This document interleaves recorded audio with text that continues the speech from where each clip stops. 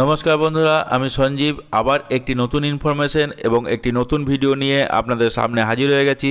হ্যাঁ বন্ধুরা, এই ভিডিওটি আশা করি আপনাদের আগের ভিডিওর মতো ভালো লাগবে এবং কাজেও আসবে।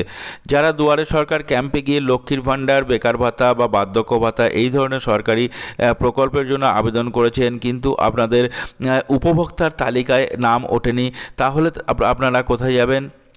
এই পশ্চিমবঙ্গ সরকার অর্থাৎ মাননীয় মুখ্যমন্ত্রী মমতা বন্দ্যোপাধ্যায় একটি ফোন নাম্বার প্রকাশ্যে এনেছেন, যে ফোন নাম্বারে আপনি ফোন করলে আপনার যে সমস্ত সমস্যার জন্য এই সব প্রকল্পের উপভোক্তার তালিকায় নাম ওঠেনি, সেই সমস্যার সমাধান হয়ে যাবে এবং আপনি আপনার নামটি উপভোক্তার তালিকায় সহজেই তুলতে পারবেন।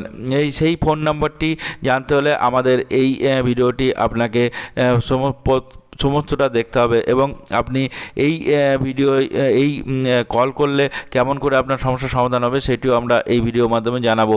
এই ভিডিওটি শুরু করার আগে ছোট্ট একটি অনুরোধ বন্ধুরা, যদি আমাদের চ্যানেলে প্রথমবার ভিজিট করে থাকেন অর্থাৎ প্রথম দর্শক হন, তাহলে অবশ্যই চ্যানেলটি সাবস্ক্রাইব করুন এবং পাশে থাকা বেল আইকনটি প্রেস করুন, যাতে এই ধরনের ভিডিও আপলোড করার সাথে সাথে নোটিফিকেশন আপনার কাছে পৌঁছে যায় এবং একটি ভিডিও মিস না হয়।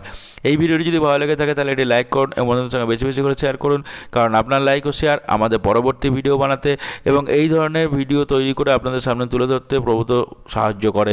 আসুন বন্ধুরা, তাহলে আর সময় নষ্ট না করে ভিডিওটি শুরু করা যাক। লক্ষ্মীর ভাণ্ডার, বার্ধক্য ভাতার টাকা না পেলে এই নাম্বারে কল করুন। আর দুয়ারে সরকার নয়, লক্ষ্মীর ভাণ্ডার, বার্ধক্য ভাতা, বেকার ভাতা সহ যে কোনো প্রকল্পের সুবিধা না পেলে এবার এক ফোনেই সমাধান। রাজ্যবাসীর জন্য মুখ্যমন্ত্রী মমতা বন্দ্যোপাধ্যায় সম্প্রতি এই নতুন ঘোষণা করেছেন। এর জন্য তিনি একটি নতুন মোবাইল নাম্বার দিয়েছেন সবাইকে। যারা আবেদন করা সত্ত্বেও বিভিন্ন প্রকল্পের সুবিধা পাননি, তারা ফোন করে সরাসরি এই নাম্বারে বিষয়টি জানাতে পারেন, আর তাহলেই কয়েকদিনের মধ্যেই আপনার নাম নথিভুক্ত হয়ে যাবে সংশ্লিষ্ট প্রকল্পের উপভোক্তার তালিকায়। তাহলে ভাববেন না দুয়ারে সরকার প্রকল্প বন্ধ করে দিতে চলেছে পশ্চিমবঙ্গ সরকার। সেটি যেমন 3 মাস অন্তর অনুষ্ঠিত হতো সেই রকমই হবে। তবে রাজ্যে সাধারণ মানুষের ভোগান্তি দূর করতে এই নতুন ব্যবস্থা নিয়ে এসেছেন মুখ্যমন্ত্রী।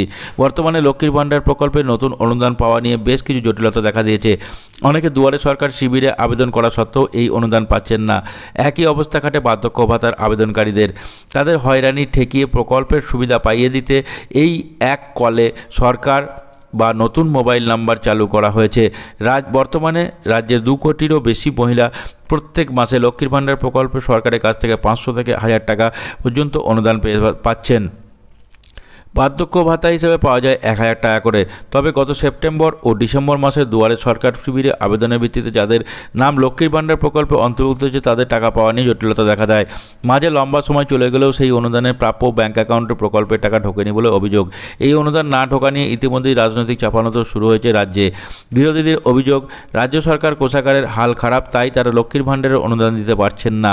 যদিও এই প্রসঙ্গে মুখ্যমন্ত্রী মমতা বন্দ্যোপাধ্যায় জানিয়েছেন, কেন্দ্রীয় সরকার প্রাপ্য বরাদ্দ না দেওয়াতেই আর্থিক সমস্যা হচ্ছে। তবে একসঙ্গে তিনি আশ্বস্ত করেছেন যে কেন্দ্র টাকা না দিলেও তিনি ঠিক প্রকল্পের অনুদান চালিয়ে যাবেন।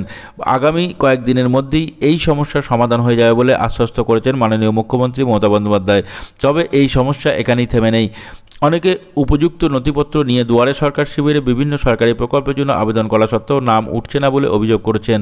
সেই তাদের কাছে সহজে পরিষেবা পৌঁছে দিতে পশ্চিমবঙ্গ সরকার 9137091370 এই মোবাইল নাম্বারটি প্রকাশ্যে এনেছে। এখানে কল করে নিজের সমস্যার কথা জানাতে হবে, আর তাহলেই কয়েকদিন পর সরকারি আধিকারিকরা আপনার কাছে এসে যাবতীয় নথিপত্র খতিয়ে দেখে উপযুক্ত ব্যবস্থা নেবেন।